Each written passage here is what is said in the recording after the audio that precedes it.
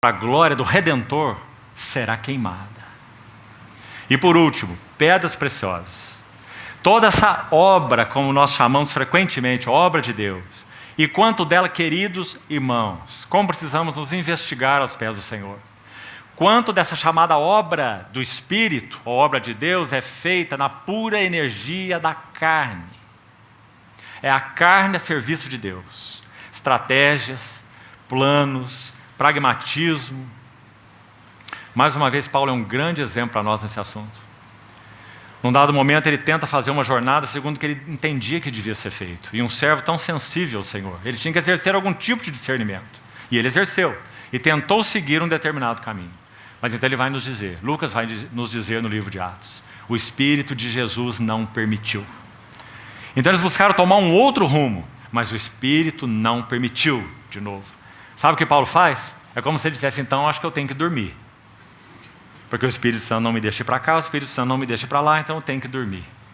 E quando ele dorme, o coração desse homem queimava de tal forma, pelo que ele chama de o meu evangelho.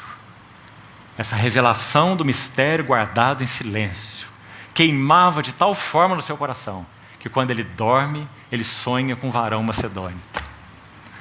E esse varão macedônio então diz, passa a Macedônia e nos ajuda. E ele acorda então com a firme convicção de que era para lá que o Senhor os estava encaminhando.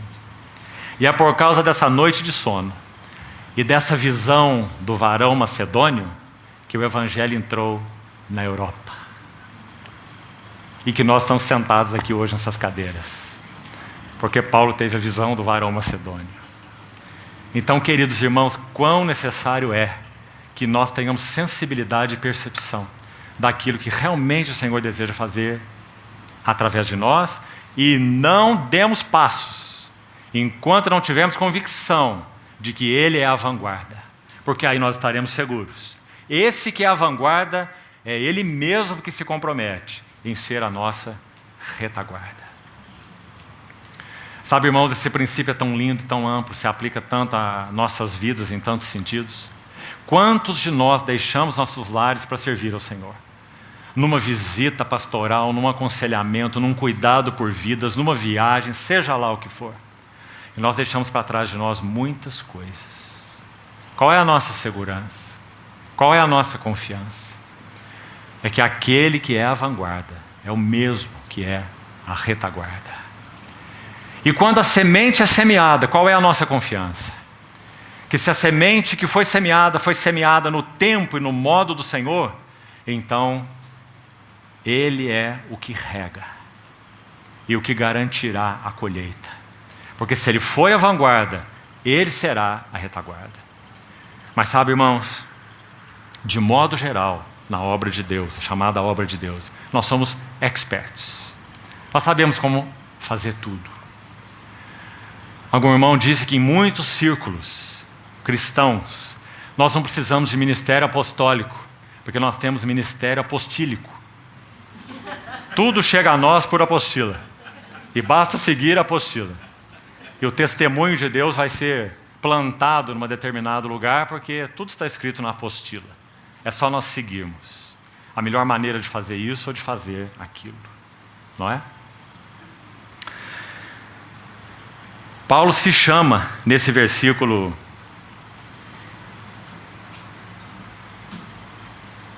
10, segundo a graça que me foi dada, lancei o fundamento, olha essa palavra, como prudente construtor. No contexto, parece que está muito claro para nós o que é um prudente construtor. Um prudente construtor tem duas características nesse contexto. A primeira está muito clara. O prudente construtor só tem e só lança um fundamento: Jesus Cristo. Glória da sua pessoa e a glória da sua obra. As riquezas insondáveis de Cristo. Não é? Primeira característica do prudente construtor. Nós temos a segunda, está aí no texto, muito evidente. Sobre esse fundamento, o prudente construtor edifica ouro, prata e pedras preciosas. Essa é a sua segunda característica. Né? Prudente construtor. Então, esses elementos mais que eu gostaria de agregar aí para os irmãos. Agora, O que nós vamos buscar fazer no restante do nosso tempo hoje, se o Senhor permitir, seguiremos amanhã, é que quando estudamos uma vida tão ampla como a de Paulo, imagine isso, nós temos 3 sessões sobre vida e ministério de Paulo, né?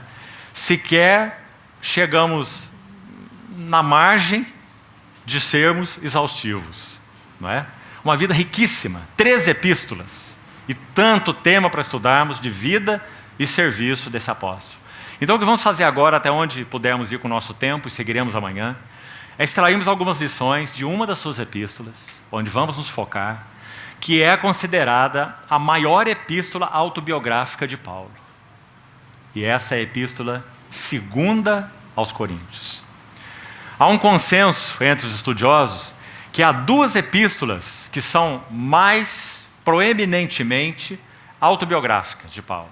E são 2 queridas epístolas, 2 aos Coríntios e Filipenses. Paulo expõe seu coração naquela epístola aos Filipenses também de uma maneira única. Uma assembleia que ele amava e que o amava.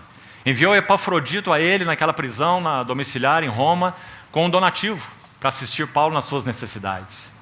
E aquele donativo que foi pelas mãos de Epafrodito fez com que voltasse pelas mãos de Epafrodito uma das mais lindas epístolas que Paulo escreveu, a Epístola aos Filipenses. Agora, Filipenses tem 4 capítulos, 2 aos Coríntios tem 13 capítulos. Então a maior epístola autobiográfica de Paulo é 2 aos Coríntios. E ali, irmãos, não creio que teremos tempo para isso tudo, nós temos pelo menos 12 marcas da vida e serviço de Paulo. Cada uma delas mais preciosa que a outra, na medida que vamos seguindo essa escada aí nessa epístola. Eu gostaria de destacar então algumas delas para que nós possamos ser ajudados. Hoje, se o Senhor permitir, amanhã. Então vamos pedir ao Senhor que nos ajude com relação ao nosso tempo, a nossa atenção, nossa concentração. E vamos abrir essa epístola um pouco, começando hoje, e vamos extrair algumas marcas rápidas até o tempo que tivermos. A primeira delas. Paulo inicia essa epístola, localize por favor, capítulo 1, versículo 9, com a expressão sentença de morte. Então localize aí por favor primeiro essa expressão. 2 aos Coríntios 1, 9. Contudo, já em nós mesmos tivemos a sentença de morte. No capítulo 12, para que tenhamos um panorama dessa epístola, olha o que ele diz no capítulo 12, verso 7. Para que não me ensoberbecesse com a grandeza das revelações, foi-me posto um espinho na carne. Então guarde também essa expressão, espinho na carne. Agora vamos mais ou menos aí para o meio da epístola. Capítulo 4, versículo 10. 4:10. Levando sempre no corpo o morrer de Jesus. E aí vamos destacar essa expressão. Ora, irmãos, uma epístola que começa com sentença de morte, que termina com espinho na carne, e que tem no meio um morrer de Jesus, parece que não é uma boa epístola de nós estudarmos. Mas mais do que qualquer outra, realmente ela nos apresenta qual é o caminho da frutificação. O que realmente significa serviço ao Senhor. Então vamos, mesmo que rapidamente, entender o que Paulo quis dizer com sentença de morte. O que isso significa? Irmãos, o próprio verso nos traz uma contundência tão grande nesse tema, e que o Senhor nos ajude a entendê-lo. Verso 9 diz assim: já em nós mesmos tivemos a sentença de morte para que não confiemos em nós, e sim no Deus que ressuscita os mortos. Então, se você estudar aí com atenção esse versículo, faça o seu estudo, você chegará à seguinte conclusão, fatalmente, porque é isso que ele quis dizer, não há como nos esquivarmos aqui não. Sentença de morte, para tentar parafrasear Paulo, ele quis dizer o seguinte: Deus, quando me chamou, em seu conselho eterno, ele tomou uma decisão. E a decisão dele foi: eu vou tratar com você. Isso é o que ele chamou de sentença de morte. Eu vou tratar com você. Quando nós ouvimos essa expressão, à primeira vista, pode nos soar mal, não é? O Senhor tratando conosco. Mas, queridos irmãos, esse foi o segredo dessa vida tão frutífera, tão útil nas mãos do Senhor, tão deleitosa ao Senhor, a vida de Paulo.